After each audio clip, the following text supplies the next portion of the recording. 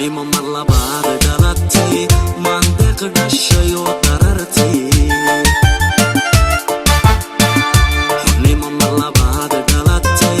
mandeeq dhashay oo darartay dishedii farmaajo rogay dishedii farmaajo rogay dishedii farmaajo rogay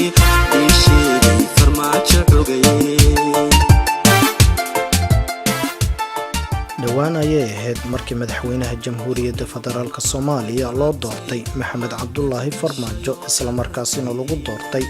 caasimadda Soomaaliya ee Muqdisho doorasho taariikhi ahayd oo in badan ka duwaneed doorashooyinkii dalka ka dhacay markii loo eego shucuurta iyo dabaaldega ay sameeyeen dadweynaha Soomaaliyeed oo aan si taariikhda loo arag u dabaaldegay markii loo eego sida loogu dabaaldegay caasimadda Soomaaliya ee Muqdisho iyo guud ahaanba Soomaaliya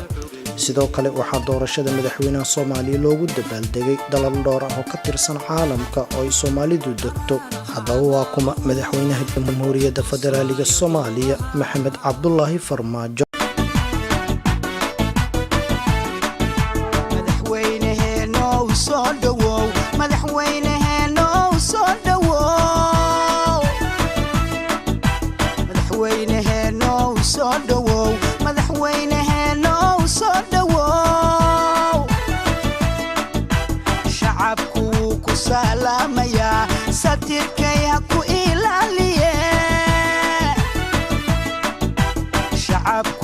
سلاميا سترك يا كو إلالية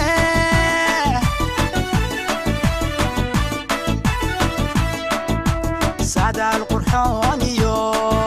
سناني عدالة بان سادة القرحانيو سناني عدالة بان أما وذا سوغيناي سلديقا قوى شرفي سهانكا قوى قولي سعدالكاغو ونبدي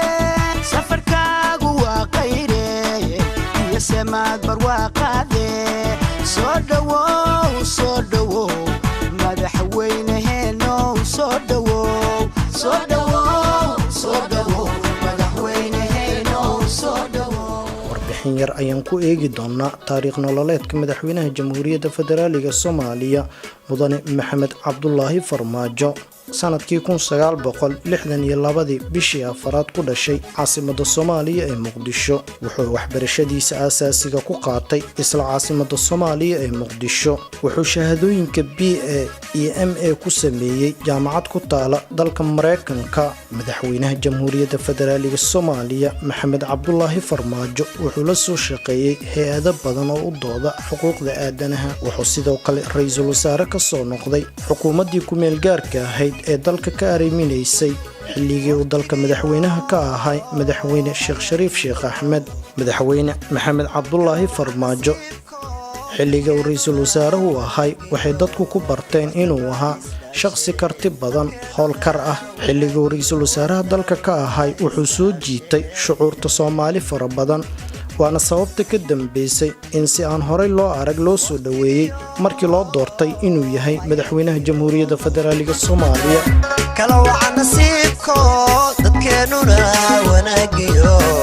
waxtar baa isdhaafshay dadkeenuna wanaagiyo waxtar baa isdhaafshay Maxamed Cabdullaahi Farmaajo dadka shakhsiyadiisa yaqaano waxay ku tilmaamaan nin afgaaban xishood badan codkar ah isla markaasina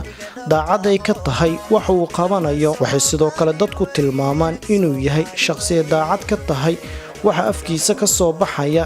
iyo waxa calooshiisa ku jira shucuur ahaan isku mid yihiin Maxamed Cabdullaahi Farmaajo waxa sidoo kale dadka yaqaan ay ku tilmaamaan inuu yahay shakhsi dhageysta talooyinka inta badan ay u soo gudbiyaan dadka Soomaaliyeed waana sababta inta badan ay u taageeraan Soomaali badan oo daafaha caalamka ku sugan oo maanta taariikhda markii ugu horeysay Soomaali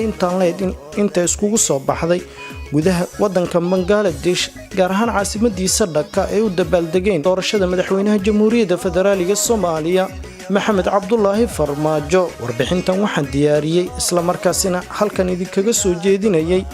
anigoo ah cabdifataax ibraahim xasan cabdifataax ashara dhinaca farsamada iga gacan siiyey saaxiibka injineer maxamed cabduqaadir injineer maxamed cadde